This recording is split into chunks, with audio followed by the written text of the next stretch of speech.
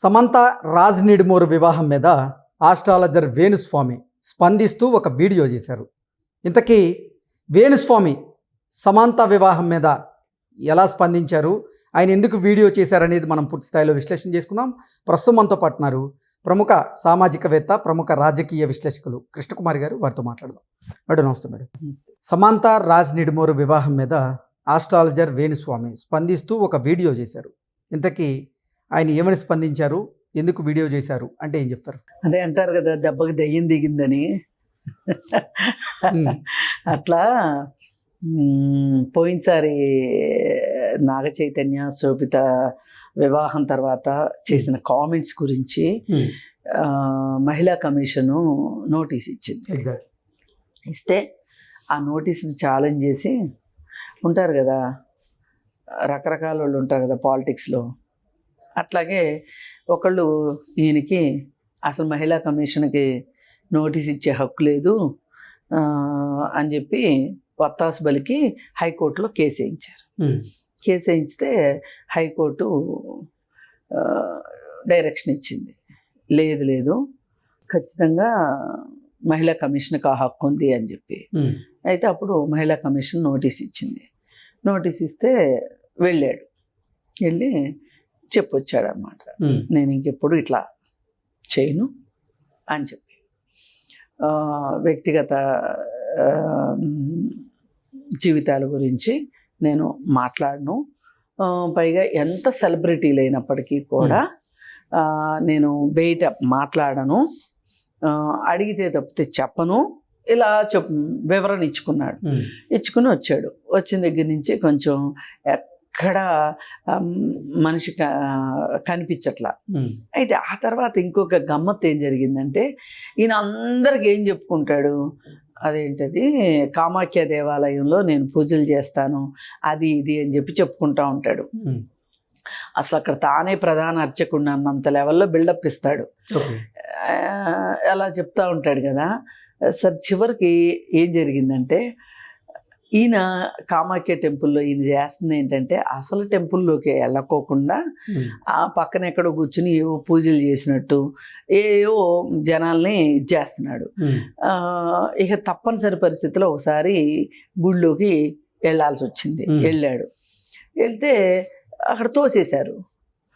అలాగే ఇక్కడ మీడియా వాళ్ళు అక్కడ ప్రధాన అర్చకుడిని ఫోన్ చేసి అడిగారు, ఏమండి ఇట్లా వేణుస్వామి అని వస్తూ ఉంటారు, ఆయన మీ దగ్గర పూజలు చేస్తున్నానని చెప్తా ఉంటారు, సెలబ్రిటీలకి పూజలు ఆలయంలో వామాచార పద్ధతిలో పూజలు చేయొచ్చా లేదా ఏంటి, అసలు మీ పద్ధతి ఏంటి, మీ విధానం ఏంటి అని అడిగితే, అసలు వేణుస్వామి చెప్పిన దానికి, మనందరికి ఓదరగొట్టిన దానికి, మార్కెట్ చేసుకున్న దానికి, ఆయనకైనా ఆర్టిఫిషియల్ బిల్డప్ ఇచ్చుకున్న దానికి అన్నిటికీ ఒక్క వేటు పడినట్టు ఆ ప్రధాన ఎవరి వేణుస్వామి అని అడిగారు. ఎవరి వేణుస్వామి అని అడిగారు. అడిగిందే కాకుండా అక్కడ ఉన్న వాళ్ళతో నెట్టేయించారు, ప్రశ్నించారు కూడా. మీరు ఎలా ఇలా ఈ రకమైనటువంటి పూజల్ని ప్రమోట్ చేస్తారు, మా ఆలయం పేరు చెప్పి మీరు ఇలా మార్కెట్ చేసుకుంటారు, ఈ చెట్టు పేరు చెప్పి ఊరి పేరు చెప్పి కాయలు అమ్ముకున్నట్లు చేసినందుకు గాను అది కూడా ఒక రకంగా పెద్ద దెబ్బ తగిలింది.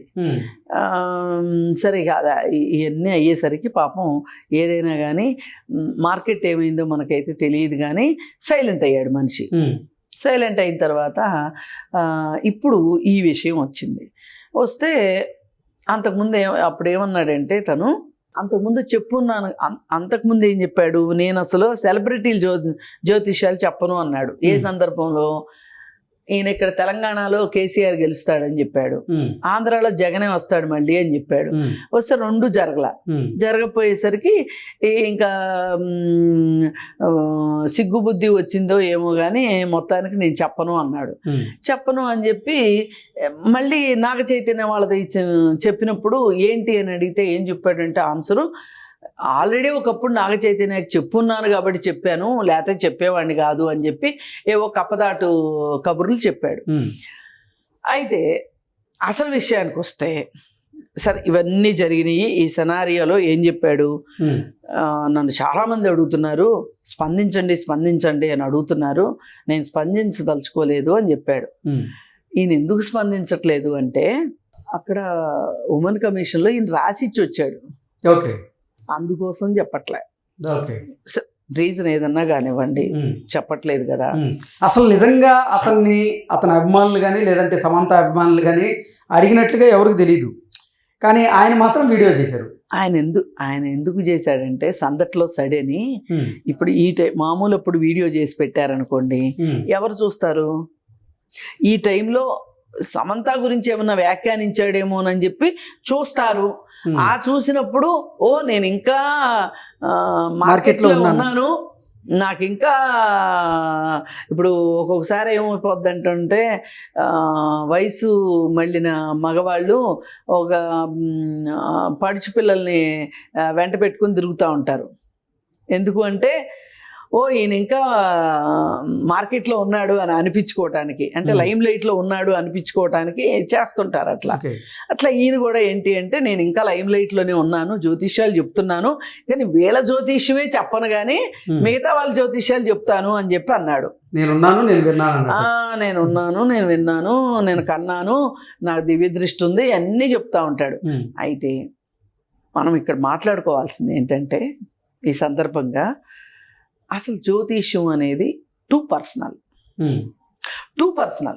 అవును, అసలు ఇంట్లో వాళ్ళతో కూడా డిస్కస్ చేయకూడదు అంటారు. వ్యక్తిగతం. ఇప్పుడు వ్యక్తిగత గోప్యత. నేనున్నాను, మీరు జ్యోతిష్యాలు చెప్తారని చెప్పి వచ్చాను, మీరు నాకు జ్యోతిష్యం చెప్పారో చెప్పలేదో ఏమైందో ఏంటో అనవసరం, అది అక్కడతోటి క్లోజ్ అయిపోవాలి. నాకు ఇష్టమైతే నేను చెప్పుకోవచ్చు కానీ మీరు చెప్పడానికి వీల్లేదు. ఎగ్జాక్ట్లీ. మీ వ్యక్తిగత సమాచారాన్ని అసలు నేను ఎలా బయటికి చెప్తాను? చెప్పకూడదు. ఇది వ్యక్తిగత గోప్యతకు సంబంధించిన విషయం. ఈ విషయంలో వేణుస్వామి ఎన్నో తప్పులు చేశాడు. ఇప్పుడు ఈ జ్యోతిష్యం ఎట్లాంటిదో కౌన్సిలింగ్ కూడా అట్లాంటిదే. కౌన్సిలింగ్లో మేము ఎట్టి పరిస్థితుల్లోనూ చెప్పకూడదు ఎవ్వరికి. ఒకవేళ మా క్లయింటు మా ఇంట్లో వాళ్ళకి కూడా చెప్పకూడదు అందనుకోండి, చెప్పకూడదు. ఎగ్జాక్ట్లీ. అది కాన్ఫిడెన్షియాలిటీ, అది ఒక కోర్ రూల్ కాన్ఫిడెన్షియాలిటీ అనేది కౌన్సిలింగ్కి.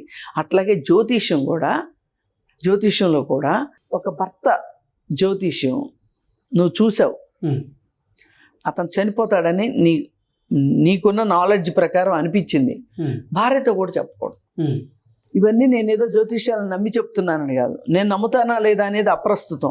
ఇక్కడ పాయింట్ ఏంటంటే ఒక జ్యోతిష్కుడికి వేరొకరి వ్యక్తిగత సమాచారాన్ని బయటికి చెప్పేటువంటి హక్కు లేదు. ఆ స్కోప్ ఏంటి అనేది గనక మనం చూసుకుంటే గనక వేణుస్వామికి ఆ స్కోప్, వేణుస్వామే కాదు ఎవ్వరికీ కూడా ఆ స్కోప్ లేదు, చెప్పటానికి వీలు లేదు.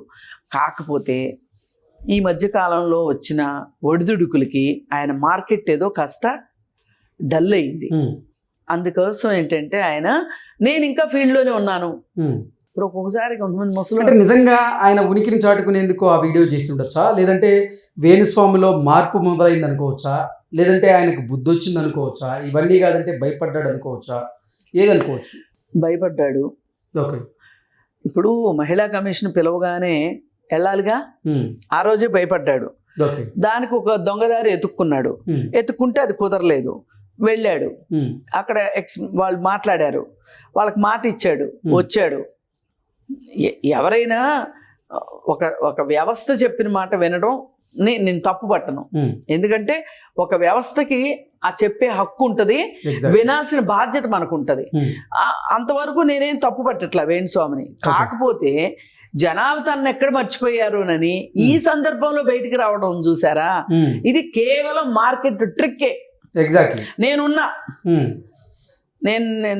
జ్యోతిష్యాలు చెప్పడం అంటే అసలు నిజంగా మీకు చెప్పదలుచుకోకపోతే మీరు వీడియో చేయాల్సిన అవసరమే లేదు, అస్సలు అవసరమే లేదు. ఇప్పుడు ఆయన ఐడెంటిటీ క్రైసిస్ లో ఉన్నాడు, ఆయన ఐడెంటిటీ కోసం ఆయన వీడియో చేశాడు. ఏది ఏమైనప్పటికీ కూడా వేణుస్వామికి ఈ మాత్రం బుద్ధిగానే రాకపోయి ఉంటే మళ్ళీ ఇంకెవరి జీవితాల గురించో ప్రపంచానికి డప్పు కొడతా ఉండేవాడు.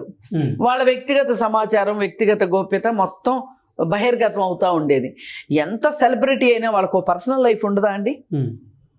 ఉంటుందా ఉండదా? ఉంటుంది. ఇప్పుడు మామూలు మనుషులకి మనకు ఒక పర్సనల్ లైఫ్ ఉంటుంది, మేడం అలాగే సెలబ్రిటీలకు కూడా ఉంటుంది, వాళ్ళ రైట్ అది. సామాన్యులకైనా సెలబ్రిటీలకైనా ప్రజా ప్రతినిధులకైనా వారి వ్యక్తిగత జీవితం వారికి ఉంటుంది. ఆ వ్యక్తిగత జీవితంలోకి చొచ్చుకుని వెళ్ళిపోయి కొంతమంది మీడియా వాళ్ళు చేసినట్టే చేయటం, ఈయన కూడా చేయటం అనేది అసలు క్షమించే విషయం కాదు. పైగా ఇదంతా ఏంటంటే తన మార్కెట్ కోసం, మార్కెట్ గ్రోత్ కోసం, ఒక స్కోప్ కోసం చేసుకునే పనులు తప్పితే నేను వాళ్ళకి చేశాను, ఎవరికి రష్మికకి చేశాను చెప్పకూడదు. అసలు రష్మిక ఆ విషయంలో కేసు వేయొచ్చు. చెప్పడం ఏంటి మేడం, అసలు సోషల్ మీడియాలో ఆ ఫోటోల్ని వీడియోలను కూడా పోస్ట్ చేశాడు. ఇది ఎంత నేరం ఇది అసలు ఒక రకంగా. ఈ దేశంలో కాబట్టి ఇట్లాంటివన్నీ సాగుతున్నాయి, కానీ వేరే దేశంలో అయితే కనుక సూ చేసి పారేసేవాళ్ళు. ఇప్పుడు ఒక డాక్టర్ దగ్గరికి వెళ్తారు, ఆ డాక్టరు ఇన్ఫర్మేషను ఫ్యామిలీ మెంబర్స్కి చెప్పాల్సిన అవసరం ఉంటుంది, చెప్తారు. కానీ జ్యోతిష్యాలు అట్లా కాదు. డాక్టర్ ఎందుకు చెప్తాడు అంటే వాళ్ళకి తీసుకోవాల్సిన జాగ్రత్తలు, వాళ్ళు ఏదైనా ఆపరేషన్కి సిద్ధం అవ్వాలి అంటే కనుక వాళ్ళని ప్రిపేర్ చేయటం కోసం, డబ్బులు సమకూర్చుకోవటం కోసం, వాళ్ళని ఎలా చూసుకోవాలి అనే దానికోసం అని చెప్పి వాళ్ళు డిస్కస్ చేస్తారు, ఫ్యామిలీతో డిస్కస్ చేస్తారు. కానీ జ్యోతిష్యం ఫ్యామిలీ మెంబర్స్తో కూడా డిస్కస్ చేయరు. అట్లా కాకుండా ఈయన తీసుకుని వచ్చేసేసి సోషల్ మీడియాలో నడి రోడ్లో నడి బజార్లో పెట్టేశాడు జాతకాలు. ఇది కరెక్ట్ కాదు. ఇప్పటికైనా బుద్ధి వచ్చినందుకు వేణుస్వామికి తన బాధ్యత ఏంటో తెలిసొచ్చింది. చట్టాలు చేసే పని ఇదే. బాధ్యత లేని వాళ్ళకి బాధ్యత నేర్పిస్తుంది చట్టం, సరిగా పనిచేస్తే. బుద్ధి లేని వాళ్ళకి బుద్ధి తీసుకొస్తుంది. ఈ అయినా రాలేదు అంటే తీసుకెళ్ళి జైల్లో కూర్చోబెడతారు. Okay madam, thank you so much. Thank you.